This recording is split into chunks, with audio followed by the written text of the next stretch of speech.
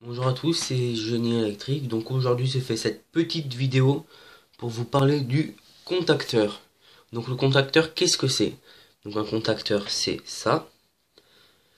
Donc un contacteur, comme le nom l'indique, il y a des contacts. Donc il y a des contacts entre par exemple L1 et T1. Il y a un autre contact entre L2 et T2.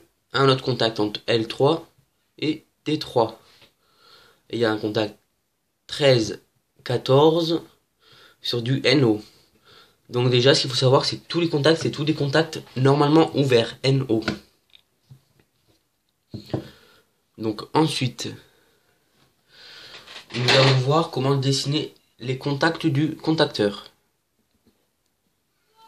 Donc ici, on a dessiné les pôles du contacteur. Donc ici, on a L1, T1, L2, T2, L3, T3, le contact 13, 14, et d'autres contacts, enfin d'autres bornes qu'on n'a pas vues. Donc on a la borne A1 qui est ici, et la borne A2 qui est ici. Donc on a A1, A2 qui est la bobine de contacteur. Donc quand on envoie du courant dans la bobine entre A1 et A2, tous ces contacts-là vont se fermer. Donc sur le contacteur, qu'est-ce qui va se passer au moment où il y aura du courant dans la bobine? Bah tout simplement ça va venir s'enfoncer et ça va laisser passer le courant entre L1, T1, L2, T2, L3, T3 et la bande 13-14 NO. Donc ça sera quand ce contact viendra se fermer. Donc maintenant, nous allons démonter le contacteur pour voir qu'est-ce qu'il y a à l'intérieur. Donc nous allons prendre un tournevis et nous allons dévisser la vis qui est ici. Donc déjà je vais la desserrer et ensuite on va faire la vis qui est ici. Donc on se retrouve de suite après, une fois que les vis seront dévissées. Donc voilà, les vis sont dévissées. Donc maintenant on va venir soulever ça. Donc ici on a la partie avec les contacts. Et ici on a le bas du contacteur. Et si on fait attention, on voit qu'on a toujours A2, les deux bornes A2 ici. Et on a la borne A1 qui est là-bas au fond.